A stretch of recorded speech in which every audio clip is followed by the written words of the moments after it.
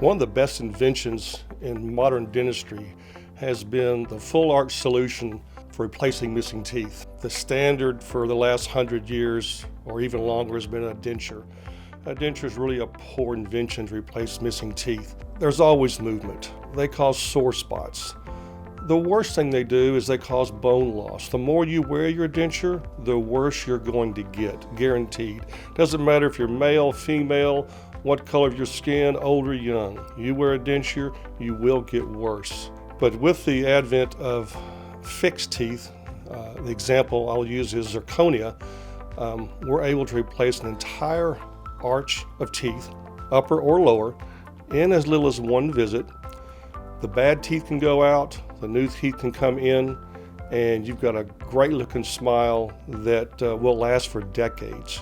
It's all about the teeth. So when someone comes in for a consultation, we want to decide what type of teeth they need, where the teeth go, what are their problems.